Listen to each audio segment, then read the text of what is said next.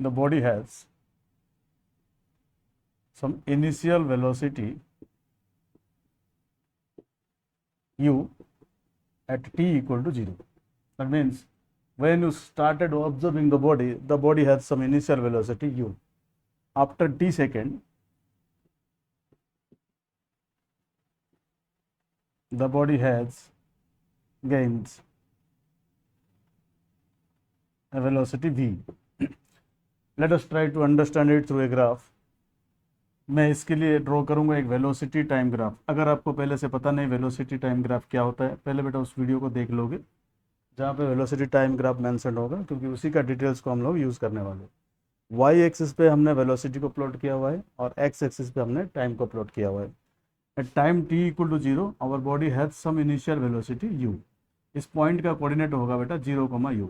मतलब जब time t का वैल्यू 0 था तो वेलोसिटी का वैल्यू हमने कितना मान लिया था, u मान लिया था. And that u corresponds to initial velocity. Initial velocity का मतलब है at time t equal to 0 body के पास क्या वेलोसिटी था. ओके, मान लो कोई टाइम t सेकेंड पे बॉडी का वेलोसिटी कुछ v हो गया, y पे वैल्यू ऐसे इंक्रीज होगा, y एक्सिस का वैल्यू यहाँ पे ओरिजिनल वेलोसिटी u था, टाइम इंटरवल कुछ t सेकेंड के बाद इसका वेलोसिटी कितना हो गया बेटा v.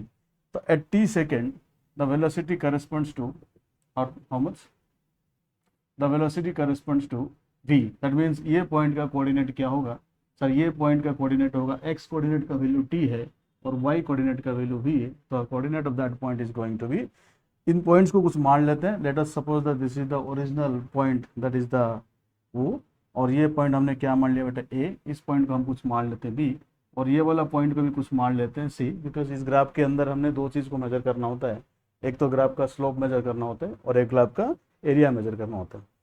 हमारे कोर्स में हम जो भी ग्राफ पढ़ेंगे वेलोसिटी टाइम ग्राफ, वो हमेशा स्ट्रेट लाइन होगा. इसके पीछे का रीज़न हम बहुत ही सिंपल है बेटा. वेलोसिटी टाइम ग्राफ अगर कोई कर्व हो जाएगा तो क्या दिक्कत होगा बाद में पढ़ेंगे, लेकिन स्ट्रेट लाइन ही क्यों बनाते हैं एक बार देख लेना बेटा. अगर ये velocity time graph straight line हो गया, इसका मतलब इस ग्राफ का स्लोप हमेशा कॉन्स्टेंट आएगा.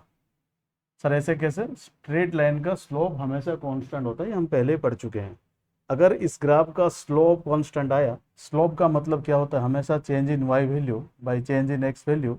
एंड अगर ये वैल्यू कांस्टेंट आ गया, बट y में हम क्या मेजर कर रहे हैं यहाँ पे सर, y में तो हम वेलोसिटी का चेंज मेजर कर रहे हैं और x में किसका चेंज मेजर कर रहे हैं, इसमें तो टाइम मेजर कर रहे हैं. तो ये वैल्यू कांस्टेंट हो जाएगा. And what is the velocity time value, that gives us acceleration. तो हमारा जितना भी इक्वेशन ऑफ मोशन पढ़ेंगे only for the straight line graph of velocity time. Velocity time graph अगर कर्व हो गया, उस केस में हम इक्वेशन ऑफ मोशन को यहाँ पे डिराइव नहीं कर सकते. क्योंकि डिराइव नहीं कर सकते, क्योंकि उसके लिए प्राइमरी कंडीशन हम ऑलरेडी पढ़े हैं, चाहे वो एनालिटिकल मेथड हो या ग्राफिकल मेथड हो, एक्सीलरेशन को कांस्टेंट होना जरूरी है. तो कांस्टेंट एक्सीलरेशन के लिए ग्राफ हमेशा स्ट्रेट लाइन बनेगा. Remember this graph is a straight line, क्योंकि इस ग्राफ का स्ट्रेट होने के पीछे जो रीजन है वो हमने मान रखे है कि यहाँ पे एक्सीलरेशन जो है वो कांस्टेंट है. ठीक है, और वेलोसिटी टाइम ग्राफ से हमें क्या क्या चीज़ मिलता है ऑलरेडी अगर आपको पता है. वेलोसिटी टाइम ग्राफ, इसमें हम दो चीज़ मेजर करते हैं, या तो स्लोप या तो एरिया. अगर आपको ज़्यादा जानकारी नहीं है तब याद रखना, शॉर्टकट तरीका ये होता है, अगर स्लोप मेजर करना है उसको डिवाइड करके सोच लेना. वेलोसिटी को टाइम डिवाइड करने से, यानी कि चेंज इन वेलोसिटी को टाइम से डिवाइड करने से हमें एक्सीलरेशन मिलता है. तो वेलोसिटी टाइम ग्राफ का स्लोप हमें एक्सीलरेशन देगा. इन दोनों क्वांटिटी का प्रोडक्ट लेके सोचना. वेलोसिटी खुद क्या होता है, डिस्प्लेसमेंट बाय टाइम, टाइम से टाइम मल्टीप्लाई कर दोगे तो टाइम कट जाएगा, ऐसे सोच सकते हो आप. तो वेलोसिटी टाइम ग्राफ का एरिया हमें हमेशा क्या देगा, डिस्प्लेसमेंट. जब एरिया की बात होगा दोनों क्वांटिटी का मल्टीप्लिकेशन से सोचना, जब स्लोप की बात होगा दोनों क्वांटिटी का रेशियो से सोचना. ये थोड़ा सा फंडामेंटल वे नहीं है, बट इसे सोच सकते हो. अगर मैं इस क्वांटिटी का वेलोसिटी टाइम ग्राफ का मैं स्लोप निकाल दूं, that slope is going to give me acceleration. अभी के लिए इसको याद रखो, हम ऑलरेडी पढ़ चुके हैं what is a velocity time graph. मैं थोड़ा सा रिवाइज कर दिया यहाँ पे. अगर मैं इसका एरिया फाइंड कर लूँ तो ये मुझे डिस्प्लेसमेंट देगा. तो सबसे पहले हम एक्सीलरेशन को फाइंड करने के लिए इस वेलोसिटी टाइम ग्राफ का क्या मेजर करना पड़ेगा, स्लोप मेजर करना पड़ेगा. एरिया यानी कि डिस्प्लेसमेंट फाइंड करने के लिए इस वेलोसिटी टाइम ग्राफ का मुझे एरिया मेजर करना पड़ेगा. एरिया मतलब है एरिया अंडर द ग्राफ. ये ग्राफ एक्स एक्सिस के साथ कितना एरिया कवर कर रहा है. ठीक है, ऑलरेडी हम पढ़ चुके हैं under the section of velocity time graph. ठीक है, चलो तो सबसे पहले फर्स्ट इक्वेशन ऑफ मोशन को डिराइव करने के लिए हम एक्सेलरेशन का फंडा यहाँ पे यूज़ कर रहे हैं. How to find acceleration in a velocity time graph. Acceleration can be found by the slope of VT graph. बोलो बेटा, स्लोप का फॉर्मूला हमेशा क्या होता है? Change in Y value by change in X value. यहाँ पे चेंज इन वाई वैल्यू का मतलब चेंज इन वेलोसिटी और चेंज इन एक्स का मतलब है चेंज इन टाइम. जब टाइम इंटरवल 0 से t हुआ, what is the corresponding change in velocity? तो वेलोसिटी चेंज हुआ u से v तक. और स्लोप फाइंड करने का फॉर्मूला हम पढ़ चुके हैं बेटा, y का चेंज बाई x का चेंज. देखो मैं 2 पॉइंट्स का कोऑर्डिनेट वापस लिख दे रहा हूँ. एक पॉइंट है 0, u और ये पॉइंट चला गया कहाँ तक? t, v तक. This is the initial velocity, this was when the body has final velocity v. इनका मैं दोनों कोऑर्डिनेट यहाँ पे मेंशन किया क्योंकि ग्राफ के लिए हमें x कोऑर्डिनेट भी चाहिए और y कोऑर्डिनेट भी चाहिए. This is actually the change in y coordinate and this is actually the change in x coordinate. And how can you measure the slope of a graph? Change in y value by change in x value. बोलो बेटा, y का final value कितना हुआ? v. Initial value कितना था? u. That is the change in y. What is the change in x here? t minus 0. Since the velocity time gives us the slope and the slope gives us the acceleration, so acceleration can be written as v minus u by t only. So after cross multiplication, we get the result of v is equal to u plus at. This is nothing but the first equation of motion. We have derived it graphically. Okay. Second चीज, ये हमें graphical already derive कर चुके हैं. First equation motion इसको aside करेंगे और area से हम क्या फाइंड करेंगे? डिस्प्लेसमेंट. Let's find it.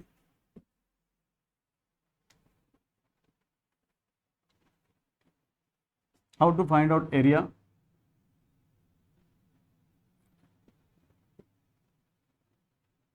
बेटा एरिया फाइंड करेंगे तो हमें डिस्प्लेसमेंट देगा, लेकिन ग्राफिकली देखेंगे इस चैप्टर में ऑलरेडी हम पढ़ चुके हैं कि एरिया कैसे फाइंड करेंगे. एरिया फाइंड करने का तरीका होता है ग्राफ का एंड पॉइंट से हम एक्स एक्सिस यानी टाइम एक्सिस पे परपेंडिकुलर ड्रॉप कर देंगे. ये ऑलरेडी परपेंडिकुलर गिरा हुआ, एंड पॉइंट से परपेंडिकुलर डालेंगे, फिर इसके अंदर एक्स के साथ जो एरिया कवर्ड होगा वही एरिया को बोला जाता है एरिया अंडर द ग्राफ. तो वीटी ग्राफ का एरिया मेजर करने के लिए हमने नोटिस किया ये जो एरिया इसने कवर किया, that is nothing but the area of A trapezium only. ये एरिया जो कवर हो रहा है वो एरिया ऑफ द ट्रेपेजियम है. और ट्रेपेजियम का एरिया में पता है 2 पैरेलल साइड्स को देखा जाता है बेटा. यहाँ पे जो पैरेलल साइड्स है, these are the 2 parallel sides, और इनके बीच में जो हाइट है वो हाइट भी मेजर किया जाता है. And what is the formula to calculate the area of the trapezium? हम sum of the parallel sides multiplied by height. We are going to use this formula. Trapezium का area find करने के लिए 2 parallel sides का सम divided by 2 से हम height को multiply करते हैं. What is height? The distance between the parallel sides, the perpendicular distance between the parallel sides. Obviously this is going to be the perpendicular distance between the parallel sides. ठीक है. ये value कितना है sir? Initial velocity u लिए तो y में जो value है वो u को रिप्रेजेंट कर रहा है. ये टोटल वैल्यू कितना है सर? ये पूरा वैल्यू v है. तो ये पूरा वैल्यू यहाँ शिफ्ट कर दो तो ये वैल्यू बन गया v. और ये जो हाइट मेजर कर रहे हैं वो हाइट का वैल्यू कहाँ है? 0 से t तक जा रहे हैं तो ये t हो गया. तो एरिया फाइंड करेंगे बेटा, half sum of parallel sides multiplied by height. तो यहाँ पे सम ऑफ पैरेलल साइड्स में a की जगह पे हम लोग यूज़ कर रहे हैं u, और b की जगह पे हम लोग यूज़ करेंगे v, और h की जगह पे हम लोग यूज़ करेंगे टाइम t. बट हमारा डेरिवेशन जो इक्वेशन ऑफ मोशन से हम डिराइव करते हैं, हम नहीं चाहते कि यहाँ पे फर्स्ट इक्वेशन मोशन का जो वैल्यू था v, वो वैल्यू वापस आ जाए, क्योंकि फर्स्ट इक्वेशन ऑफ मोशन में हम v is equal to u plus at already derive किए थे. हमारा टारगेट है सेकेंड इक्वेशन ऑफ मोशन में v को यूज़ ना करें. तो ऑलरेडी ग्राफिकली हमने प्रूव कर लिया है कि v is equal to u plus at. मैं एनालिटिकल नहीं बोल रहा हूँ, मैं ग्राफिकली प्रूव किया, क्योंकि फर्स्ट इक्वेशन ऑफ मोशन को हम स्लोप से प्रूव कर लिए. Now we can use it. अगर v equal to u plus at है तो मैं v के u की जगह में v की जगह हम लिख देंगे u प्लस एटी, और वापस इसको t से मल्टीप्लाई करेंगे तो half times 2u plus eighty multiplied by T. अगर इसको अंदर मल्टीप्लाई कर देंगे तो हमारे पास ये रिजल्ट आ जाएगा, half plus s is equal to u t plus half at square. This is nothing but equation 2 only. ये मेरा सेकेंड इक्वेशन ऑफ मोशन है. तो सेकेंड इक्वेशन ऑफ मोशंस को यूज़ करने के लिए हमने एक तो एरिया को यूज़ किया as the area under the VT graph, और दूसरा चीज़ हमने किसको मेजर किया बेटा? स्लोप को यूज़ किया to find out the relation between v and u and time t, that is v is equal to u plus at, जो कि हमारा पहला इक्वेशन है. बस उस इक्वेशन में हमने v को रिप्लेस कर दिया. ओके, दोनों जगह पे हमने ग्राफ को यूज़ किया. तो sir third equation of motions को भी हम ग्राफिकली फाइंड करेंगे.